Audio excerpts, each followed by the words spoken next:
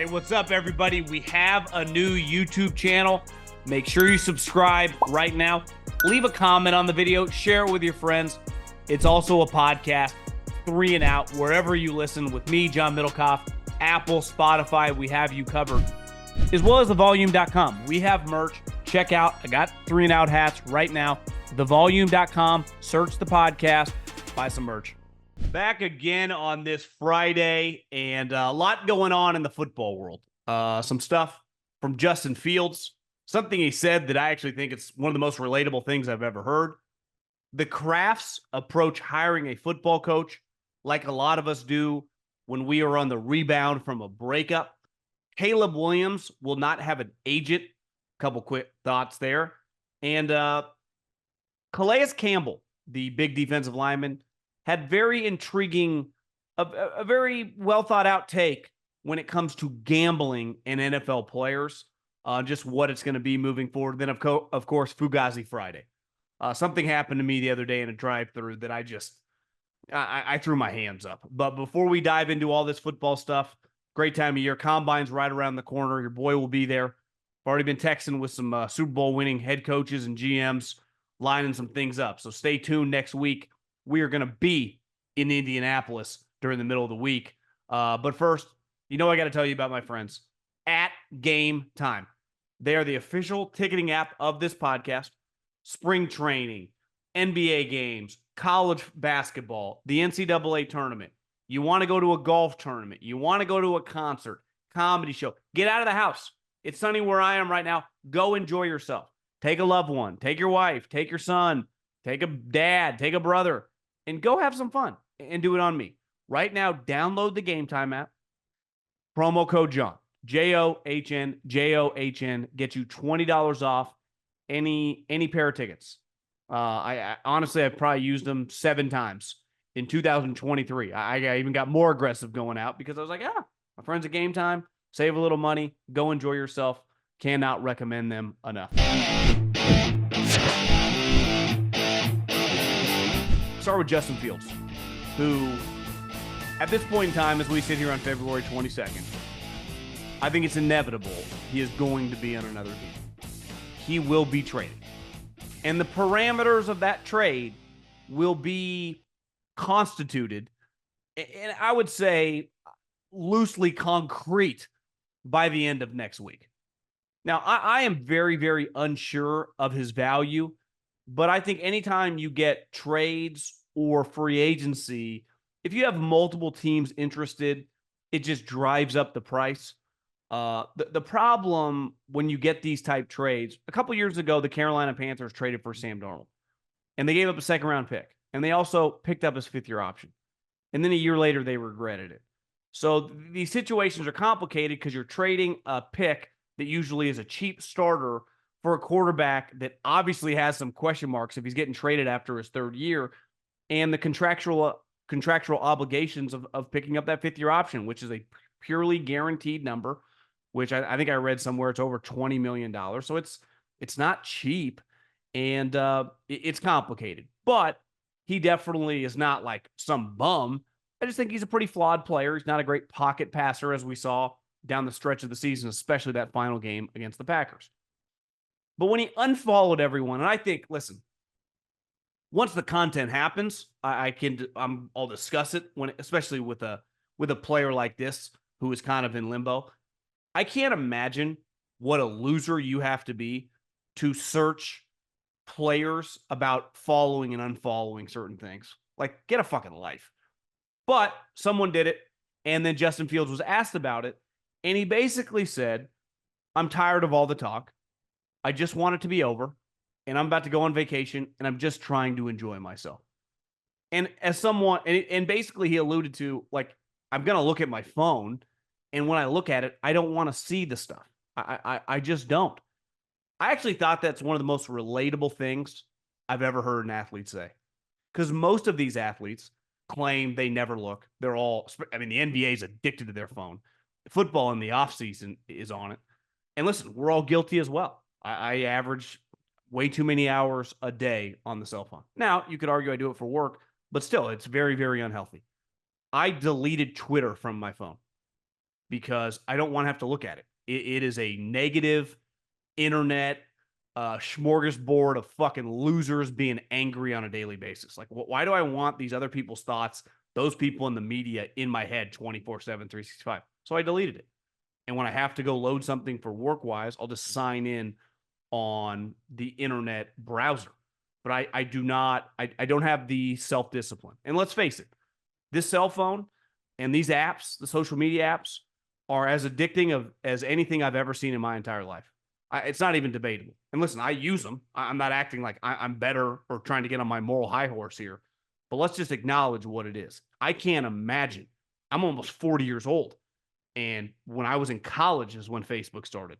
I can't imagine being 25 years old, rich, good looking, famous, 7 figures worth of followers, and just seeing craziness nonstop. So I understand deleting something, especially, and Fields mentioned this on the podcast to the St. Brown Bros. This is out of my control. Like, I don't control whether I stay or go. When I get traded, it's not like I asked for a trade or wanted to get traded. They traded me. And I think he's I actually think it's very mature what he's doing, to be honest with you. You couldn't pay someone in the media to delete their Twitter account for 7 days.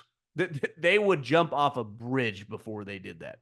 So listen, I have no issue doing something like this. And like I said, I actually think doing that is very relatable because it crosses all of our minds. I don't care what we do for a living, with just the bullshit we see on these places on a daily basis. eBay Motors is here for the ride. The first car I ever got, I was 16 years old, and my grandpa gave me a ride. And like any young lad who got a car that, let's face it, would not have been my first choice, I had to touch it up a little bit. And we tinted out the windows.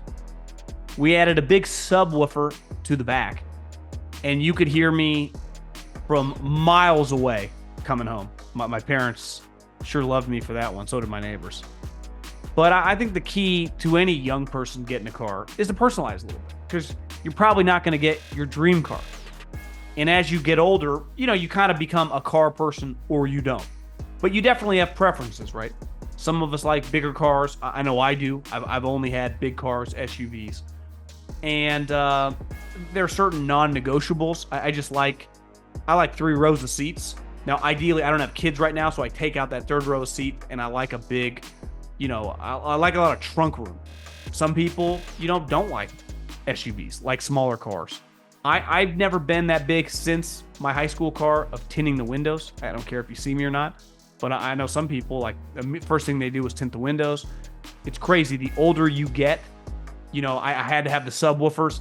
The subwoofer, I couldn't listen to music for 5 minutes with the subwoofer like I did when I was younger. But there is something very, very special about that first car. I don't care how many cars you get since, how much money you make to get sweeter cars. You never quite forget that first ride and some of the memorable moments that you had in it in your high school years.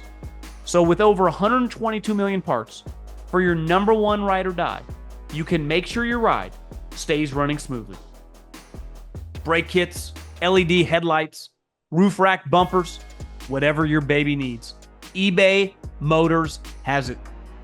And with eBay Guaranteed Fit, it's guaranteed to fit your ride the first time, every time, or your money back. Plus, at these prices, you're burning rubber, not cash. Keep your ride or die alive at ebaymotors.com.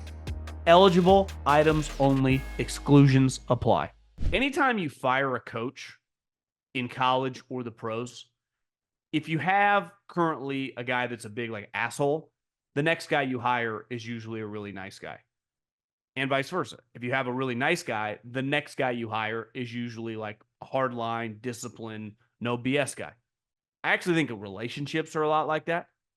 When you break up with someone, there can be several variables, but there are a couple things that you're like, God, that really drove me nuts. Well, the next girl you're going to date, you're probably looking to avoid those things. Now, there is no perfect person, just like there is no perfect coach, but it's pretty easy to avoid what you just didn't like in the other person. And the Crafts now have had 4 coaches. Bill Parcells, I mean, one of the most notorious, hardline, tough guys in the history of the sport. Pete Carroll, who is easily one of the most energetic, bubbly, smiley, positive guys in the history of football. And then Belichick, who is probably the biggest curmudgeon in the history of professional sports, definitely in the running. And now they've hired Gerard Mayo, a guy that Belichick drafted and played for. And he made some comments this week that really stood out to me. And whether I don't know the guy, I don't know if he truly believes this or not, but he said something that I just find fucking moronic. But it's something you say when your bosses have specifically talked to you about this. He said, the relationship with the media is very important. Talking about his assistant coaches, they know the relationship with the media is also very important. I think there needs to be a good relationship between the two groups. Personally, as someone who's worked on a team and now works on this side, I think that's one of the dumbest things I've ever heard. And I'm not necessarily blaming him. I think this is specifically coming from Robert and probably Jonathan. Why? Because Belichick, in his mind, had an awful relationship with the media, right? Was gruff, was never open, was just not a fun press conference for those guys on a daily basis. And they want to pivot to be the opposite. But being in with the media or being out with the media is easily in professional sports. This is not politics where you use them for propaganda. Because even even when you fail in the government, like no one actually cares. Where in football, like you can use media members as propaganda, but then the games happen. And it's either you win or you lose. So you can play the media for these next 7 months and, give them some good information, give them some sit downs, give them some one-on-ones. You start 0-4, you think any of those guys give a flying fuck? They're coming for your throat. Football is one of the last, it's honestly the only place, these other sports don't have it anymore, where every day is treated like you win or go home in terms of the way it's covered. And I understand Mayo is trying to appease his bosses, but I think this is so stupid. And I think this is classic worrying about the wrong things. Belichick acted like that. And listen, it came pretty natural to him because he never wanted to give anything up. And once you kind of open the floodgates, you got to answer for other stuff, and it just becomes a pain in the ass. Now, personally, I like it when coaches are candid, but it can be a pain in the ass for them. Kyle Shanahan can be too candid sometimes. He says things, it's like, what? He did it multiple times this year about Steve Wilks. Now, ultimately, he ended up firing Steve Wilks, and it was pretty clear, or Trey Lance, or sometimes over the years. Like, I appreciate that, but it can make your job more difficult when you're in that position. The media is completely irrelevant. They truly are. They're just a completely separate entity. They don't control your destiny. You do. They don't even shape the narrative because they can try. They can call you an idiot, but the moment you start winning, they can't say anything. Just like they can call you, hey, this Brandon Staley guy, he knows all of our names. He's analytically driven. And then we start watching him coach. You can write any story you want, but we all know. So I think like this is very predictable, but the only thing that matters in professional sports is winning and losing, because that ultimately shapes the story. Not having some guys like you. Belichick didn't need those guys to like him. Why? He had 6 Lombardi trophies. He went to 9 Super Bowls. He was going to conference championships every single year. Like, sorry, I didn't have the effort to constantly be super nice to everyone in the media room. I bet if you asked a lot of those guys throughout the years, they had a good relationship with them. I just think optics, I truly believe this, optics is one of the dumbest fucking things. And for a long time, especially as social media and everyone thought the power of like Twitter and stuff, it was a big deal like with companies. It's clearly shifting because we realize how pointless all the stuff is that way. Like there's a big gap between the internet and actual reality, what we post and what we text, what we say to our friends and what we say online. What you say in reality is all that matters. The reason Belichick, like no matter what anyone wrote last year, no matter how many of us that went like, I think he's a good coach. He was struggling to win 5 games. That's all that mattered. In the previous year, I think they won 7. So you start losing, no one can control positively or negatively anything about you. The record does. Caleb Williams will not have an agent. And my first reaction is, why would he? He does not need one. He is at worst, and I mean it would be an enormous upset. He would be the 2nd overall pick. But I would say sitting here right now, even before the combine, 98% he's going to be the number 1 overall draft pick. The contract's already set. Why would you give a 0.5% or 1% to anyone when the contract is black and white? We know what the numbers are going to be. Everyone knows what the numbers are going to be. You could argue, I guess, over a relative cash flow on a given year, but the amount of cash, the signing bonus, it is all set in stone. Now, having an agent for your 2nd contract, if you become a star, is important. It's much easier to get business done when you have one of those guys. But as we sit here, I'd argue it's completely irrelevant. Unless he went to the combine out of shape, bad attitude, stuff like that. Like, if I'm just assuming he's been working out, he's going to go, smile on his face, interact with everybody else, he doesn't need any representation. And I'm not anti-agent, but for a guy like this, because I saw Florio wrote, like, sometimes if it starts getting nasty, none of that matters.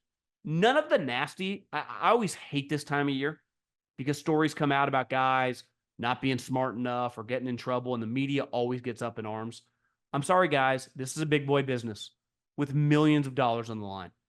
And creating a market also of like bad mouthing some guys is part of the deal. Because I'm going to leak a story that's going to talk bad about a guy that I actually want on my team, and hopefully he drops. The teams have all the information. They know what's true or not. So any team worth their salt knows the BS from the reality. And the media is always like, this is so unfair. He just wants to have a balanced life. Because that always comes out like, he has too many interests. And they're like, let him be balanced. Let him be like Anthony Rendon, who said that baseball is not his number 1 priority. Well, that's fine if you're a high school kid. If I give you $245 million, I sure hope it's your priority. I mean, that's kind of the way the world works, And listen, as long as Caleb just acts normal, I think everything will be fine. And that contract, he can just put pen to paper. It's not that big a deal. Calais Campbell, who is super high-level guy, was a really, really good player in his heyday. Kind of bouncing around the league at the end of his career. What's funny is I was walking around the Cosmo with Greg Papa, who is the 49ers play-by-play guy.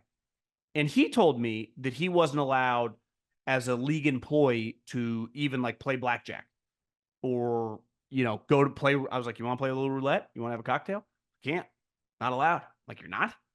I understand you're not being able to bet on football, but you can't go to the table. Now, I don't even know if he's correct on that, but he truly believed it.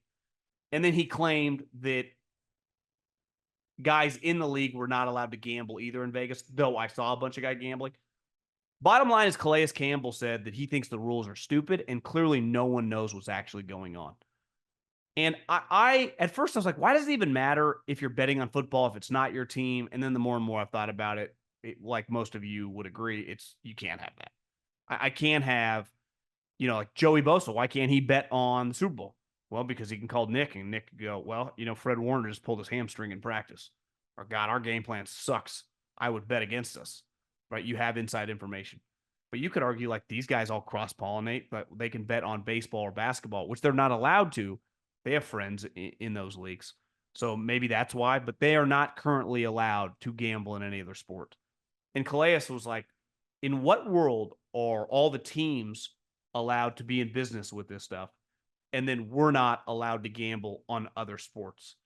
And I struggle with this one because I'm a gambler and love to gamble. And I even couldn't help myself. I bet on the Mexico Open this week. I put my picks up on online. They're actually looking pretty good. Cam Champ, Nap. And who else did I bet? I forget. But this is a very slippery slope. But at the end of the day, the players benefit from this too because they share the revenue. I do think this stuff is complicated because for so long they've had a hard line stance. We do not mess with gambling. And then as they've gone, they're not federally legal, but state by state, they just opened the floodgates and did it. Though, like the Arizona Cardinals can have a DraftKings sponsorship in their stadium and have a casino. Same with Mark Davis and the Raiders, but Jed York is not allowed, right? So there are still some barriers from team to team. But I do think you just got to give it time. I do think over time they'll pivot and they will try to be, I guess, more fair in terms of, yeah, this is a little bit of an archaic way of thinking.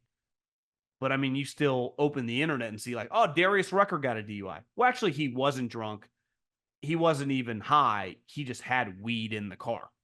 Like, how could anyone I can't relate to that.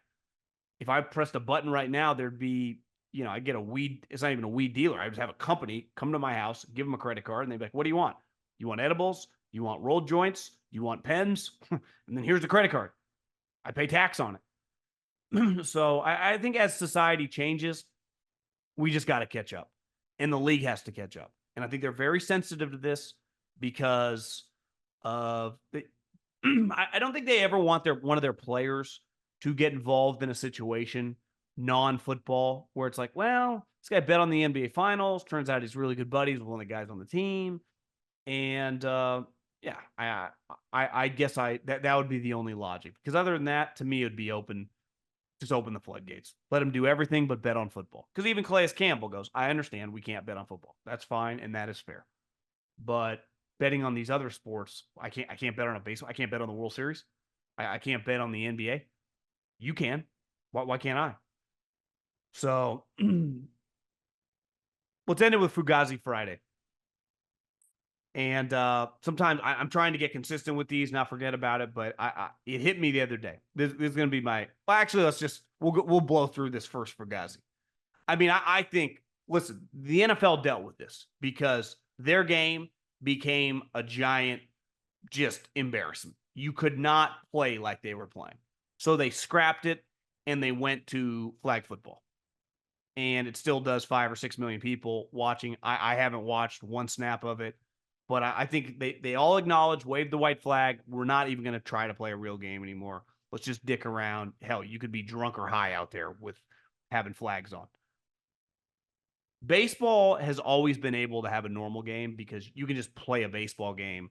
Like if you go to a spring training game or a regular season game or the All-Star game, it's like you're just playing baseball or not. There's no way to kind of half-ass it, right? You're still pitching hard. You're throwing your pitches. You're trying to hit. It's pretty normal. It's the easiest to actually operate without having to worry about injuries. Basketball to me is much closer to baseball than it is football. Now, basketball has always had an element of screwing around a little bit in the All-Star game, but there have been a lot of videos going viral from when I was in like high school and college, and a lot of it revolved around Kobe Bryant and Tim Duncan and Kevin Garnett, guys just playing hard. There were almost 400 points scored in that All-Star game. Adam Silver learned a valuable lesson. Adam, I don't care how much you try to be the players' friends. They don't give one shit about anything you say. Because his whole thing is like he had a talk with them. They thought they were going to play hard. And they've never played less hard. They couldn't have cared less. And that game is one of, like, again, this is not for me. The weekend is no longer for me. It lost its luster a long time ago. But you can't have a NBA basketball game with the best players scoring over 200 points. Like that can't happen. So that's the number one Fugazi going. The NBA All-Star game is just talk about a disaster. I've always been a good tipper. When I had no money in college or early on in my professional career, I'm making 20, 30, 40 grand. If I went to a restaurant and someone was good, I tipped you. It's why I actually always tip well on DoorDash and Uber Eats orders. Like you are doing a service that I do not want to do. You're going somewhere, picking it up and driving it to me. Like I appreciate that. There are any industry where you go above and beyond for me, I have no problem tipping you. You don't need to throw something in my face when I give you the card a tip. Like I want to tip you. There has this culture of, and I noticed it a couple years ago in like CVS's and Targets and McDonald's. Like, do you want to donate to the charity? Well, if I donate to charity, let's say I give 10 grand to a charity, like obviously I'm trying to do something good, but you get the credit of being able to write $10,000 either off your company or your income. Well, if all these companies that are taking that right now, I can't even imagine the write-off CVS is getting right now in terms of when you like, oh, donate $1, all these companies. It's a giant, that you talk about a fugazi. But when I drive to Starbucks and I get a $6 iced coffee, which makes me very happy. I don't spend much time. Like I make coffee at home, but sometimes I just want an iced coffee, a cold brew with vanilla cold foam is my drink. And hell, it's almost $7 for the large one. And then they get up to you and they hand you the thing, and they've just handed you the drink. They didn't even make it. They're just handing it to you. And they look at you as you're kind of pressing the button, and you're paying $7 for a coffee that costs fucking Schultz and Company $2 to make max. And they're just staring at you. And there's become this like shame and eye contact. Wait, you're not going to tip me? Like it's my fault that you're working for this Fortune 500 company that's, listen, if you had done something for me to deserve a tip, I have no problem with it. I'm just using Starbucks as an example. It's happening everywhere. It is out of control. And again, I am pro tipping. I hate cheap people. I try to avoid cheap people. And I'm not just trying to butter myself up here. I am legitimately a pretty solid tipper. But the tipping on like $3 things, $7. I've always thought, as someone that was single for a long time in like my late 20s, who wouldn't cook that often. I would go pick up dinner. Because I remember Drew Brees got shamed years ago for going to get a couple pizzas. I drove to you. Like, I ordered the food. I'm picking up $50 in pizzas or $25 in burgers and fries or whatever. I'm paying to come here. And then I'm paying for the meal. And then I give you a tip for just handing me the thing. It baffles my mind. It doesn't make any sense. It really doesn't.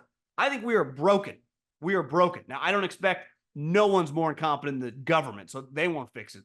But someone has to come in. There has to be some universal agreement for industry standards. Like some industries, 100%, you tip if they do a solid job. Tipping's not even an option unless I want to give you an extra. It shouldn't be on when they hand me the thing for the credit card. It shouldn't even be an option. And then when it is an option and you're like, you don't deserve a tip and you fucking give me those eyes, like, they're kind of screwing me here. That's not my problem. I could be getting screwed in my line of work too. So I think this whole tipping thing, and obviously it got accelerated over the last several years, it is just one of the craziest fugazis I've ever seen.